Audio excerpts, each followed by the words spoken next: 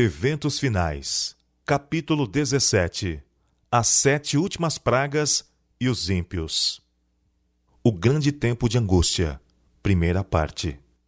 Serão derramadas as taças da ira de Deus.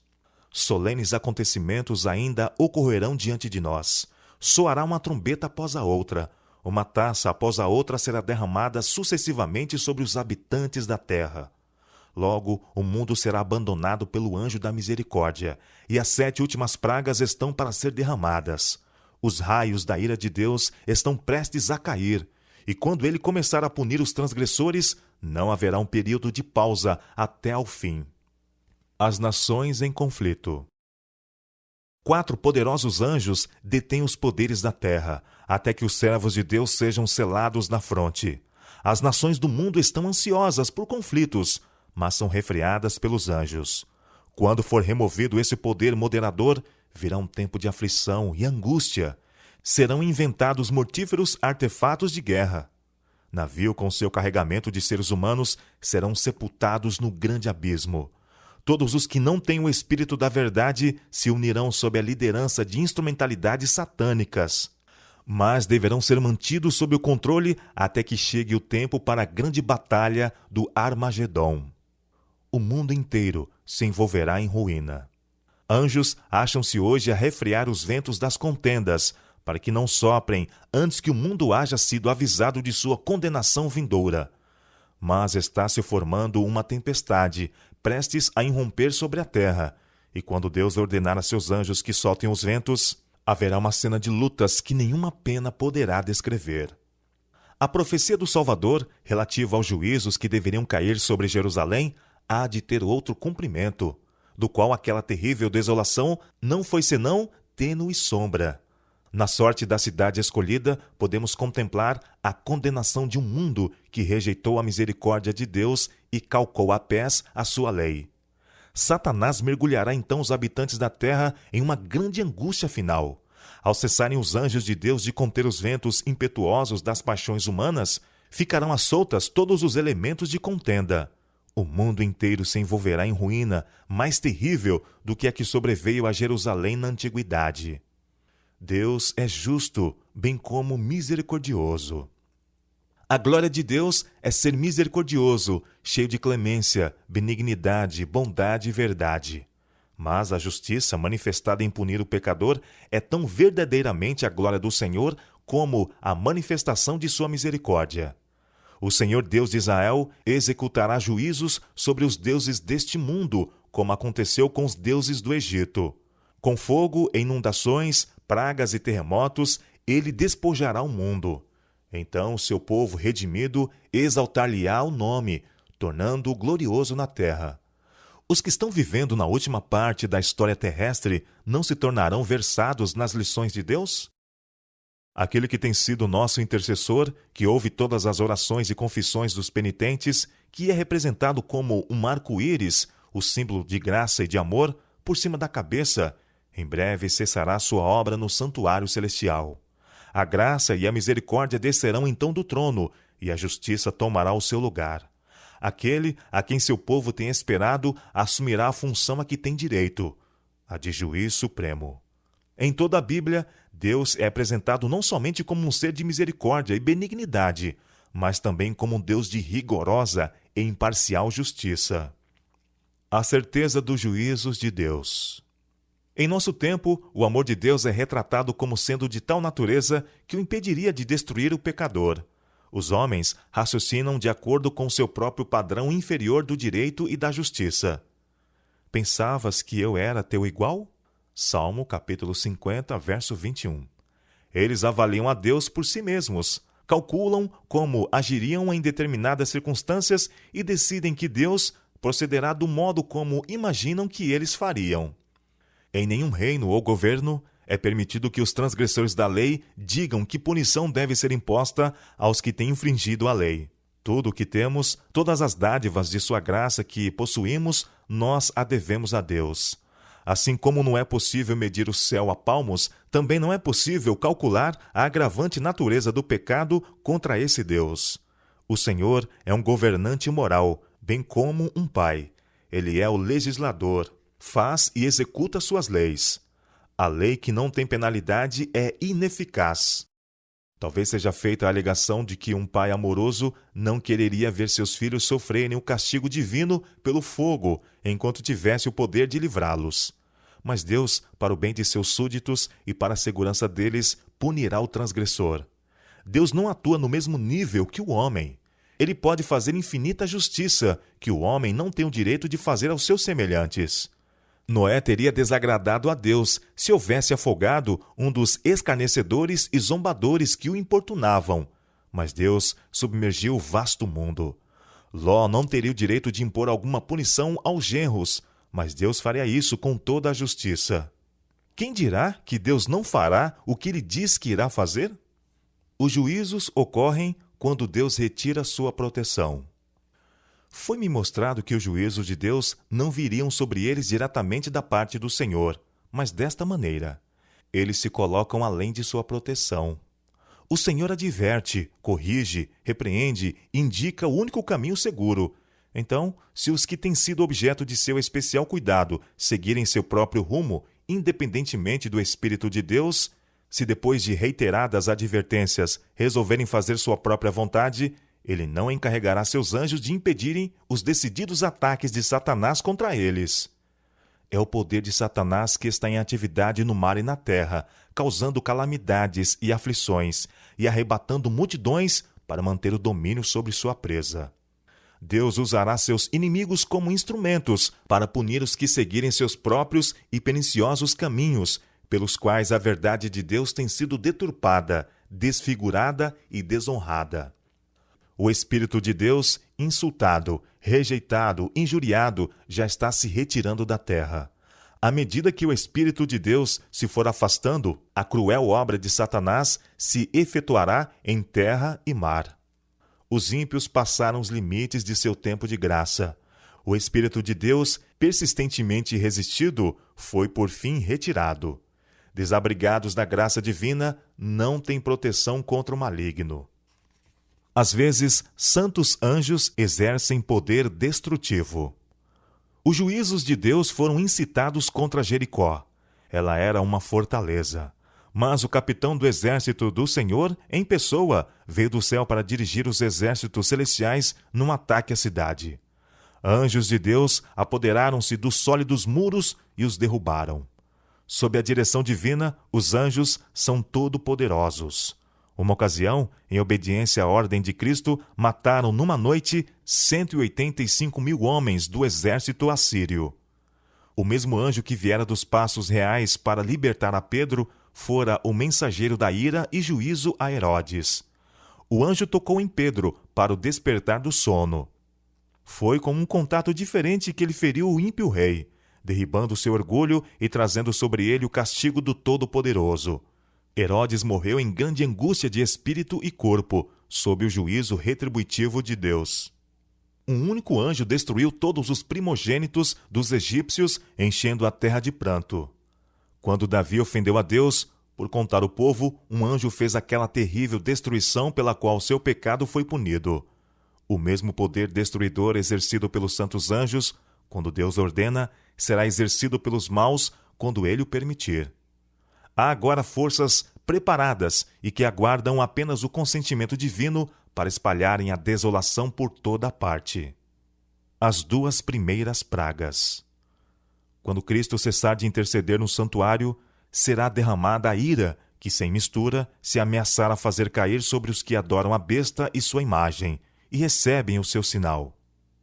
As pragas que sobrevieram ao Egito quando Deus estava prestes a libertar Israel eram de caráter semelhante aos juízos mais terríveis e extensos que devem cair sobre o mundo precisamente antes do libertamento final do povo de Deus.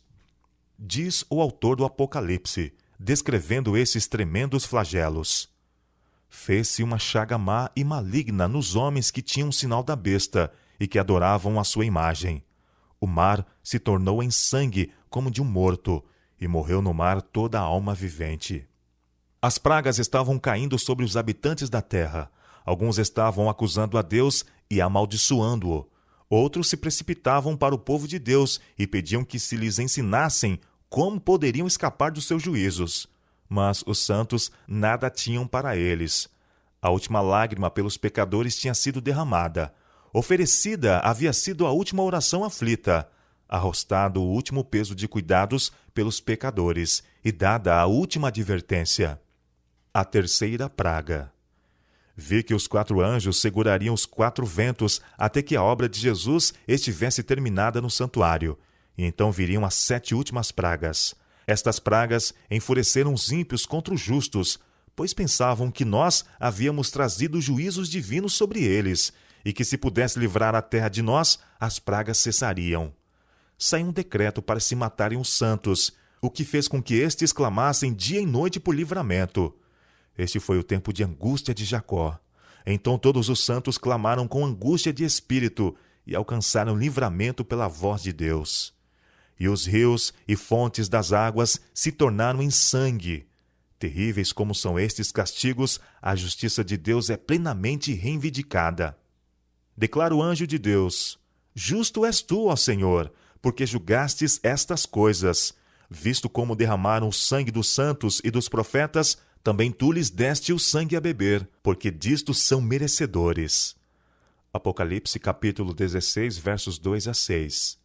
Condenando o povo de Deus à morte, são tão culpados do crime do derramamento de seu sangue como se esse tivesse sido derramado por suas próprias mãos.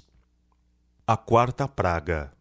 Na praga que se segue, é dado poder ao sol para que abrasasse os homens com fogo, e os homens foram abrasados com grandes calores. Os profetas assim descrevem a condição da terra naquele tempo terrível.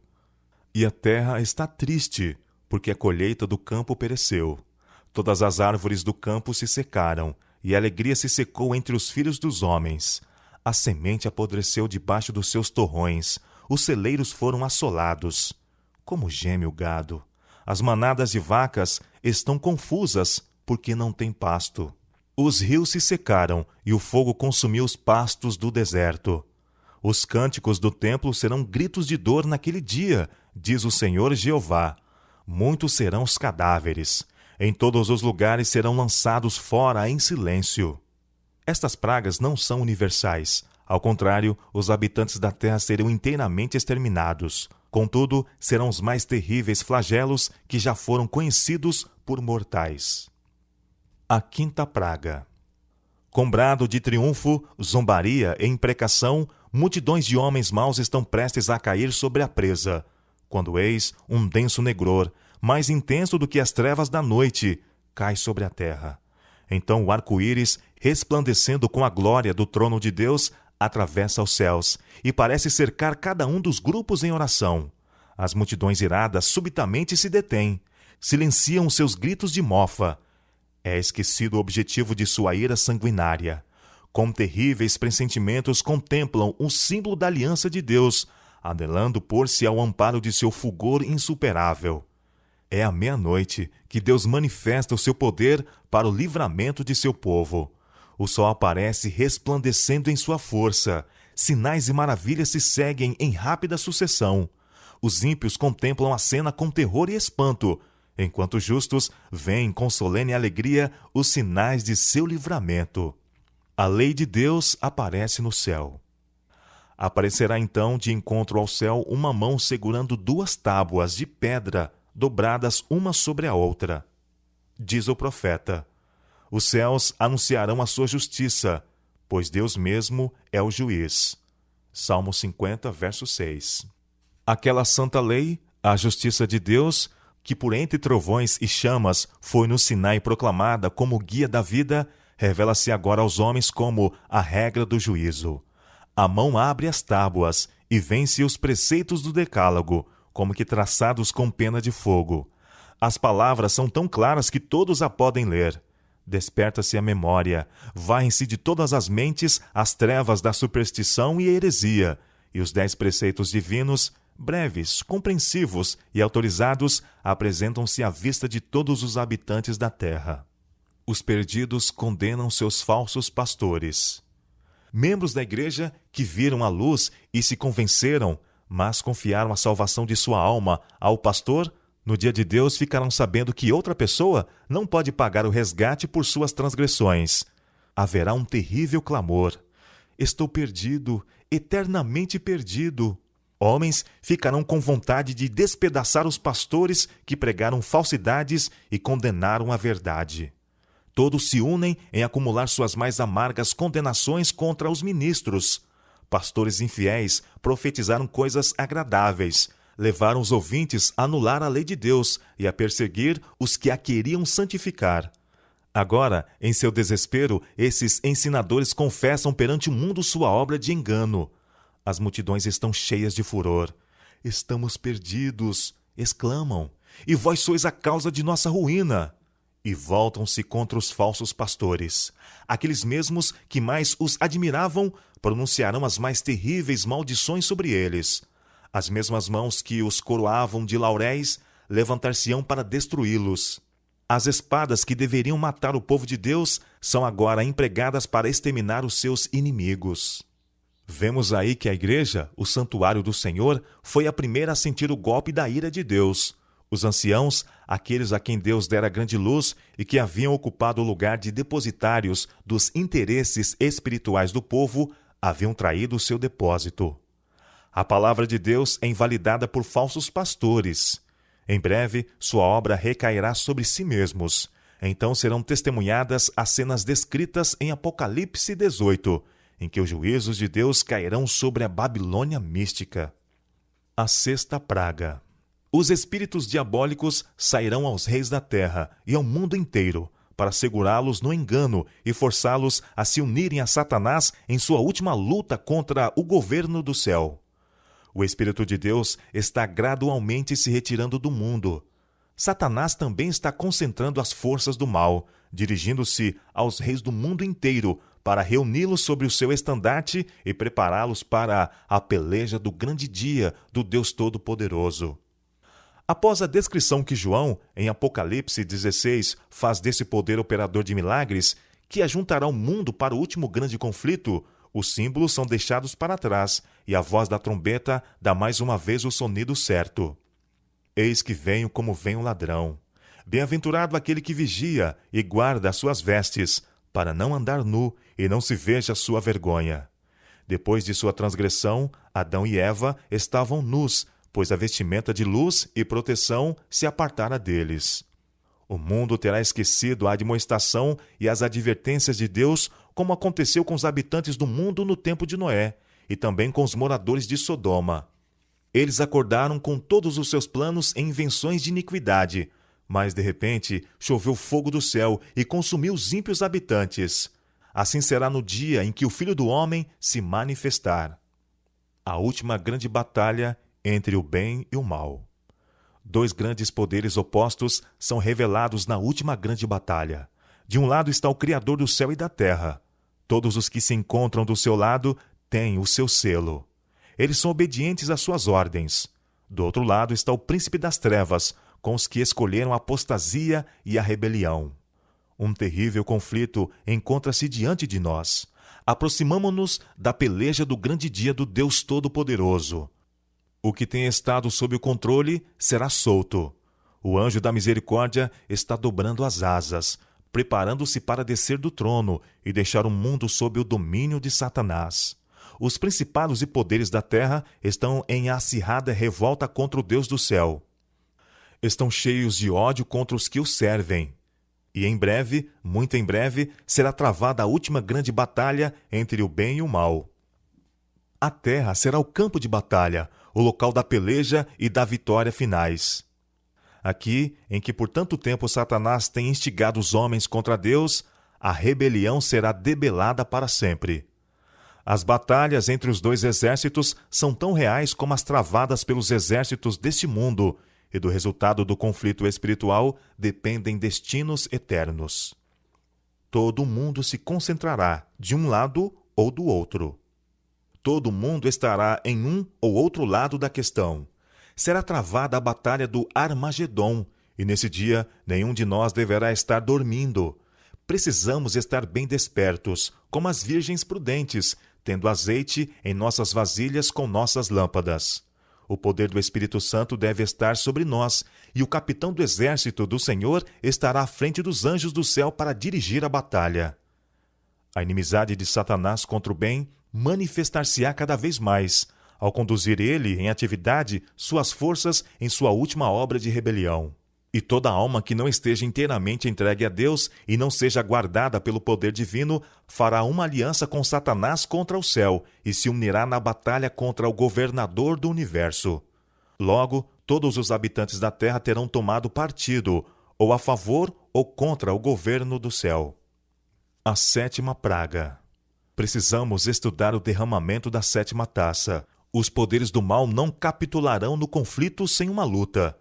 Mas a providência divina tem uma parte a desempenhar na batalha do Armagedon. Quando a terra for iluminada com a glória do anjo de Apocalipse 18, os elementos religiosos, bons e maus, despertarão do sono, e os exércitos do Deus vivo por-se-ão em campo.